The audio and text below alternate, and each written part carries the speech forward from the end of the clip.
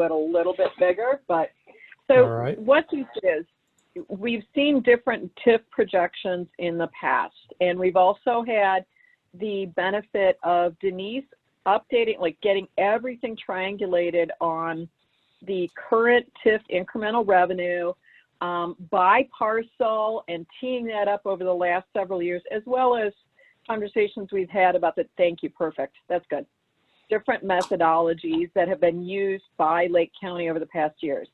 So page one for this is really the tax increment revenues. And this, behind this are additional things that Denise has done by parcel. So this is building up by parcel. We're not going to go into that detail right now, but it's by parcel and then grouped into these 8 different groups. And you can see the actuals and the forecast, and we tee those up whenever we do get all of the actuals. But behind the actuals and the forecast, it is building up parcel by parcel. You can see the biggest contributor, if you look above the line, that's the latest and greatest coming in. And Denise, keep me honest if there's anything I'm misstepping, and Dave as well. The largest contributor by a long shot is, to the TIF, is the Sunset Grove group, the Sunset Grove Business District. A very nice bump this year of $107,000 in incremental tax revenue. So that's really good news. The next largest is not next there, but it's actually the biggest bump this year was Harbor Chase. And Dave, if you want to chime in if people have questions, but that has to do with their estimate of occupancy. And so a big bump there of about $192,000, give or take. The next biggest contributor is the Executive House, which is just, I don't know what's going on. I assume they may have more tenants or because of its surroundings with more business around Sunset, but that has been deemed more valuable, about a 10,000, not quite, increment there. And then a bump up on Archer Lots, and that's based on the sale price, you know, officially selling that, and then where that comes from. And then you can see downtown bumped up quite a bit on a percentage basis, but on an absolute dollar basis, not nearly as big a contributor. So overall, the overall district increment revenue went from 383 to 745. So some really good news there on the increment. Before we go on, any questions on this? Okay. And then you can see then bringing that out through the next years. This is assuming on a parcel by parcel basis that the parcel's value goes up 2% each year. There is no new development assumed in this forecast. It's just assuming that each property value goes up 2%. And so more or less that means the revenue goes up. It means a couple of properties flip from not having any increment to having some. It's kind of minimal, but that's the right way to do it. And as you can see in the life of the TIF, overall, the largest portion, we've got $10 million coming in ahead of us. So good news. The thing has finally turned the corner, I would say. Second page. The second page has to do with the Sunset Grove Business District, which is really a subset of the larger TIF. Breaking it out basically because the bonds that were issued to the public have not just TIF increment revenues pledged to them, but additional tax revenues that are relative to the business district, and that's why this is broken out. So, and the order matters. So to pay those bonds off, principal and interest that is owed, the first pledged revenue is from the business district sales tax. That's that first column. And we're assuming right now that 1% at the top in the blue box, that's the growth that we're assuming going forward is 1% growth on that business district sales tax. Prior to the refinancing of these bonds, we were pledging 60% of that. Now with the new refinancing, 100% of that goes towards the principal and interest on those bonds. So that's why you see the funky change from 2020 to 2021. It's the jump from 60% to 100%. And then the 1% increase every year going through. The second pledged revenue behind there is the Sunset Grove Business District tax increment. This is the same column we just saw on page 1.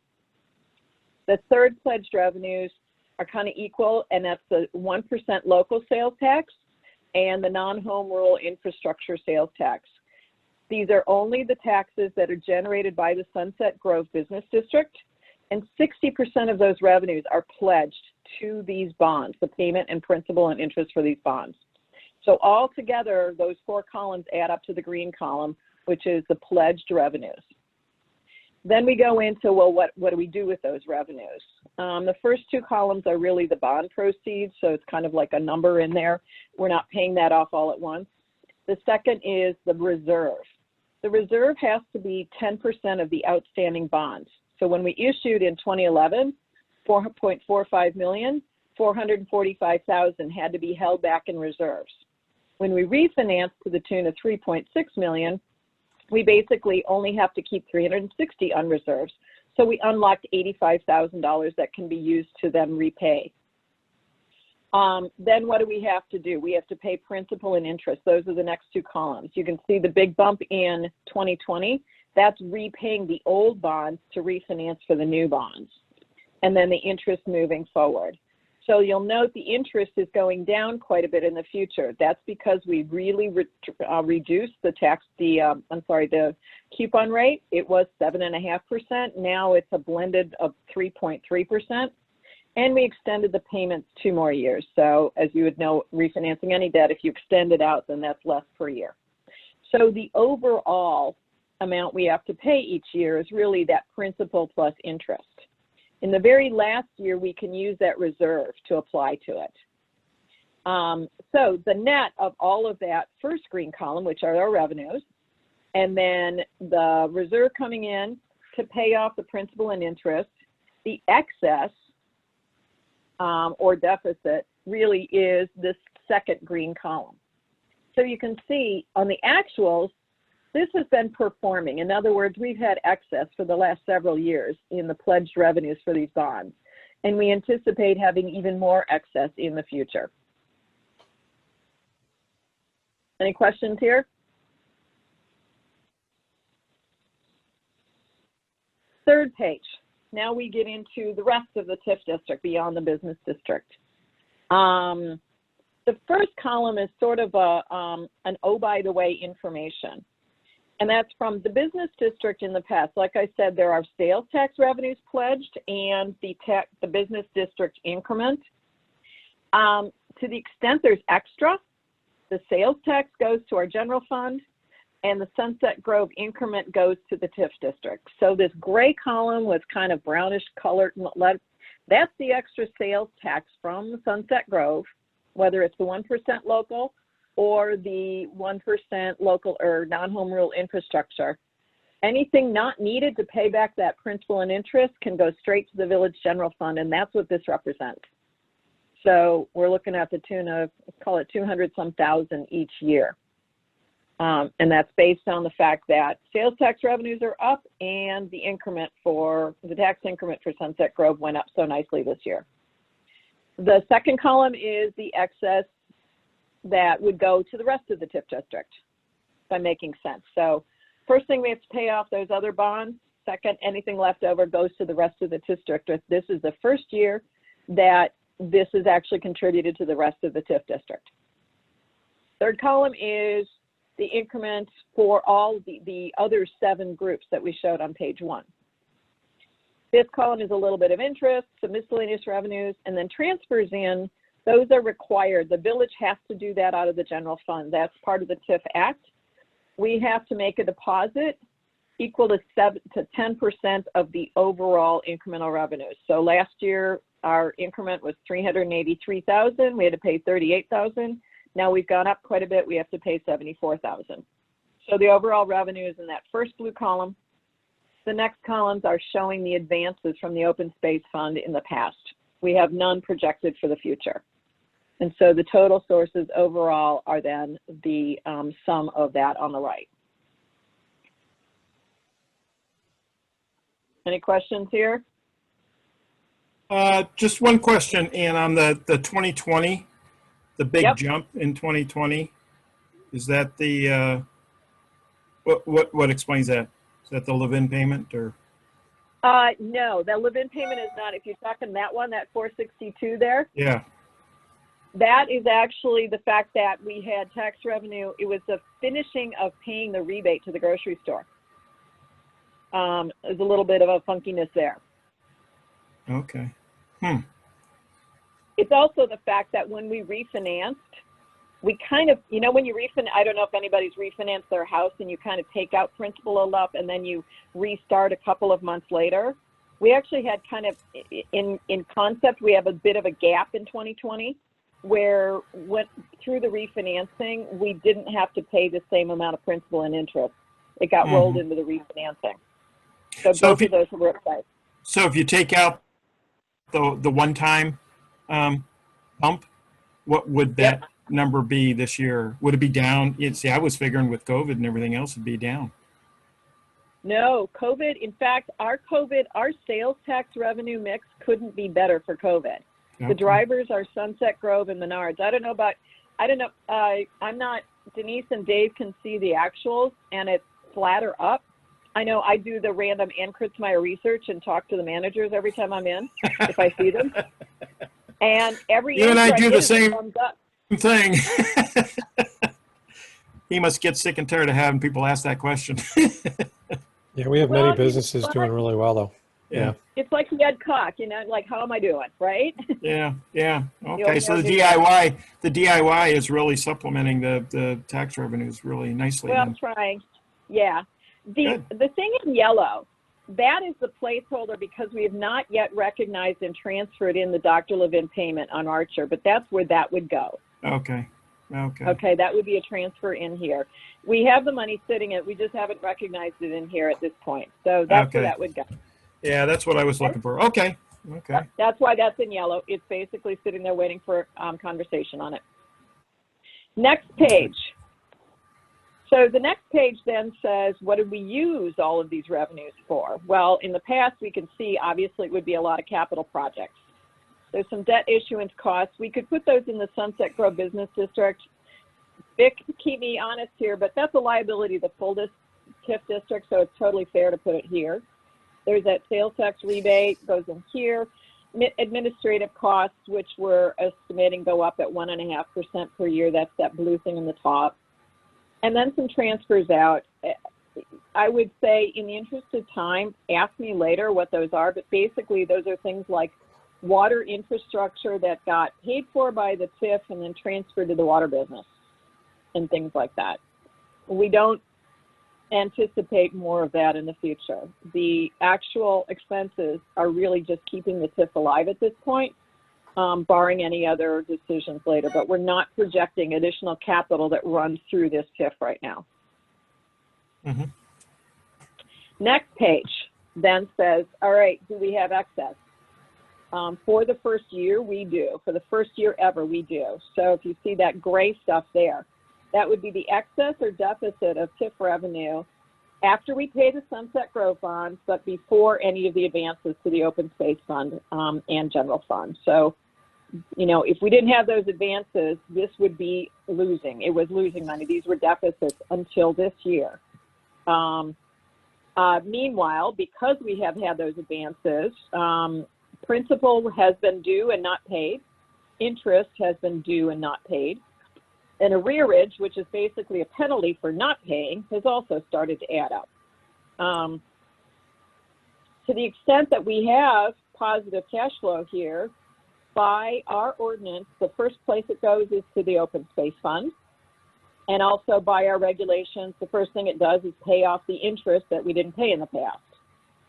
So this spreadsheet, and I think it is designed to say whatever we put in the blue is where we put our input. So in the theory that we have 502,708 excess, I just put round numbers in. We pay the Open Space Fund $502,000. Because we haven't paid anything in several years, the first place it would go is interest, and that's that other one right there. Thank you very much, Bill, for doing the jiggle around on the cursor. So that's what. So this is good news. We can make payment this year, and this doesn't even include transferring in the sale of Archer lots. So this is very good news. The other good news is without any, on these projections, on the assumption that property values go up 2% per year and all of the other things that we just covered, we can start making payments every year and pay off the open space fund. So you can see until 2027, we make payments to the open space fund. The calculation goes so that starts paying off the interest that's in arrears and then starts paying off principal in next year. This year it would only be against interest. In 2027, it pays that off, and there's a little to even start paying back the general fund advance. So that starts making a dent. It pays off the general fund in interest for a while. And the very last year, it starts actually making a dent into the principal. Again, this is all based on our projections, but there is money in hand this year, and so we absolutely can be making a payment to the open space fund based on no new development, and of course, we want to continue to encourage development. So the total liability, it's hard to call it a liability, but the total liability for open space is 3.97 million. So when wait till we get to page 7, Mike, because okay. that's a better guesstimate for you. Okay. Yes, it is. Yeah. Okay. Yes, it is. Are we okay to keep moving, everyone? Okay. I don't want to feel anybody's bamboozled. I'm trying to make this so it's easier to track. Yeah, really okay. Good job. Really good job. All right. So now we're done with the projections about, revenues or sources and expenses or uses. These last 2 pages are really calculations that come into that, so you can see where the math comes from. Our ordinances establish 4% in interest and 2% in arrearage. Those are our ordinances. We could change that. If we reduced it, we would still pay back all the principal and we'd pay back less interest. There's by law, the open space fund would have been earning something in a very low bearing safe instrument or, something instrument. But we would have to pay some level of interest. These are changeable. At this point, until you get into paying back the very last years, any dollar that goes to the open space fund, whether you call it principal, interest, or arrearage, it's still a dollar going to the open space fund. So that's where these calculations come from, is the interest due and then the arrearages. Mm-hmm. And so that's where these are going to pay off. The very last page is part of your answer, Mike. So the stuff in yellow, these are the required principal payments per the ordinances that establish those advances. We haven't really shown these in our projections in the past, but they're important because that's what we owe. So those are the expected principal payments that we have not been making. So the overall outstanding principal of the open space fund is 2.625, and to the general fund is 4.474. Then the amount subject to arrearage, which is principal and interest we haven't paid, that's the next 2 columns. And these are, we true them up, or we've been truing them up based on the audited financials for the TIF district every year. The projections aren't exact, but they're close enough for this purpose. The reason they're not exact is because the principal's due December 1st, and this is on fiscal years that are May 1st to April 30th. The timing gets funky. If we drew on an advance in October, that changes it. So the timing gets a little funky, but I think for our idea of are we in the zone of being able to pay this off or not, that's where we're there. That 21,000 in the second to the last column on the right, where it's negative.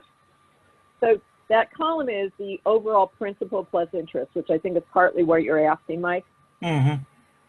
So the balance is somewhere on 3.199 until we make that $500,000 payment and more interest accrues. That's right above the line if you go up a little bit, Bill. So 3.199 in 2020, 2.842. 2.842 assumes we do pay the $502,000 that's shown on the prior page, and it also assumes that more interest and the principal payment are due. So that's all the net of all that. Like I said, they don't tie exactly to our financials until I true it up because of the timing differences.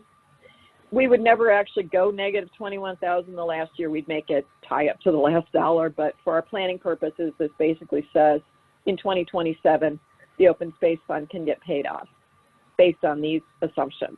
It says the general fund does not get fully paid off, but dents are made, payments are made. Unless there's more development. Yeah. Unless there's more, right.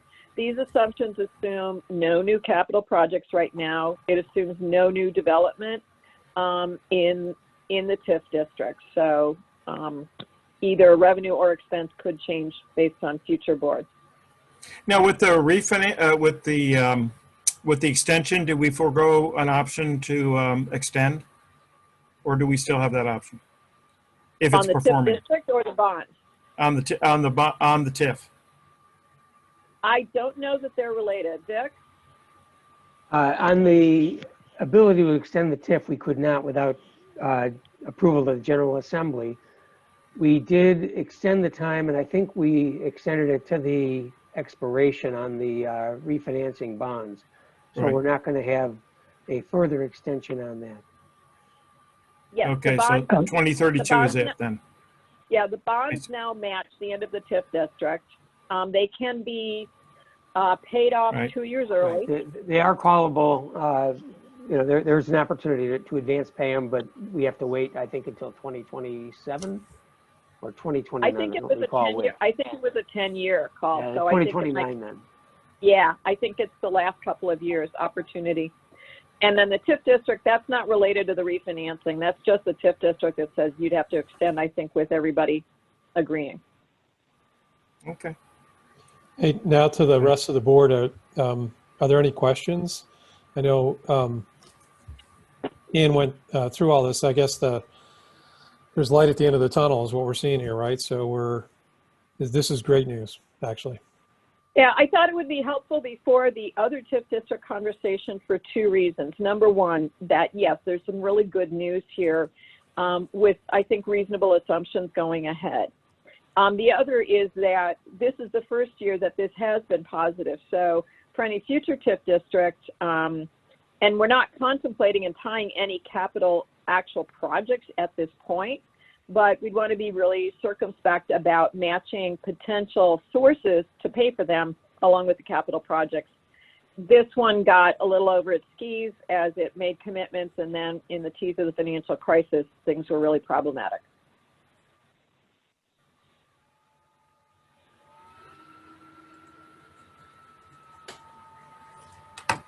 Any questions? I just wrote down two policy issues. One is the interest rate we're charging ourselves, right? That's still a fungible thing. And then the second is extension, structurally extension, if it makes sense. If you got a well-performing engine, right? Yep. You have an opportunity potentially. But here's the interesting thing about the interest rate we charge ourselves. We're putting it right back into the open space fund, so we have the money. So it's, we could reduce it and then we'd have money to do other things, or we put it there and we can use it to buy open space. Yeah, no, I was just thinking the message you send to the residents and everything else, a commitment, whatever that commitment was. Yep. Right. And, making good on that commitment. That's all.